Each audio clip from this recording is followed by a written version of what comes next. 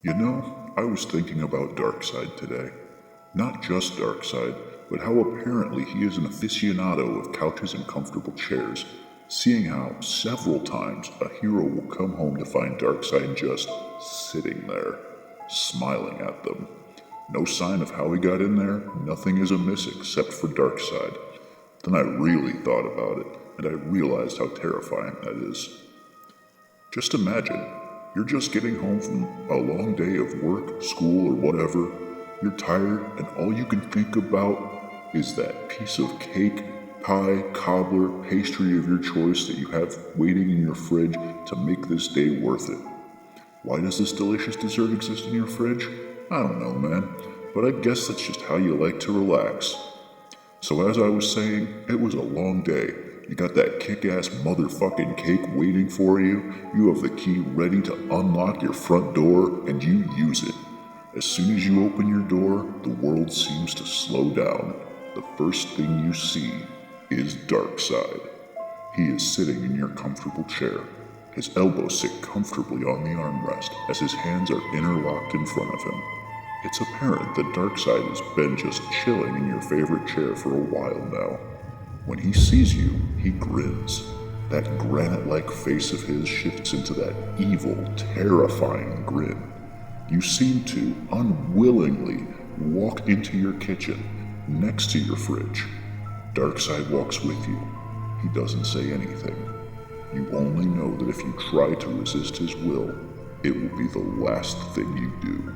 He opens your refrigerator and he pulls out that cake you've been saving. He doesn't bother to close the door. He unwraps the cake and he begins to eat it with his massive gloved hands. As his fingers hit the plate, you can hear a faint scraping sound. You can tell that cake is delicious and moist as he pulls chunks off of it and brings it to his lips. You stand there, unable to move, as he slowly savors every bite. He licks his lips. His tongue is fucking huge, but then so is the rest of him. It lacks that rocky surface the rest of him has. He laughs a little as he eats the cake, and makes and ah noises. He is enjoying his cake immensely. His laugh is low, and you can feel the rumble of it within you. You are shaking uncontrollably, sinking against the wall. At long last he is finished. He licks his lips and fingers with dark delight. He reaches once again into your open fridge, and he grabs your jug of milk. Not like a huge one or anything, it's just one of those smaller ones you get at the market. It's low fat because you're trying to watch your weight now. He very easily takes off the cap and brings the jug directly to his lips and begins to drink your milk. Straight from the jug. No glass, no cup, no mug. Darkseid has no need of such things. He just drinks and drinks and drinks. You hear the plastic jug crinkle as he finishes off your milk. Some of it drips out of the corners of his mouth. Damned if you didn't just buy it. He drops it by your feet. It seems he missed a few drops, as they now drip onto your floor. He walks over to your sink and washes off his gloved hands. You think it's a little weird, but you won't say a goddamn thing about it if you know what's good for you. He even brings some water to his lips to wash off any cake residue that may remain. He looks around for a bit.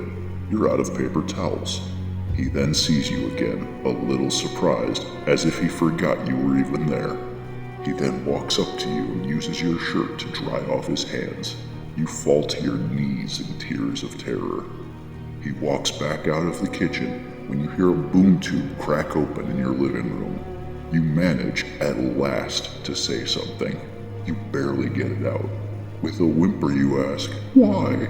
Darkseid slowly turns his head and his mouth twists into a horrible smile, and with grim amusement he says to you, "Because I can."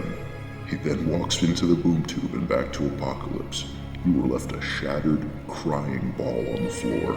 There's spilled milk, he left the refrigerator open, and that boom tube just decimated your living room. You were just visited by a god.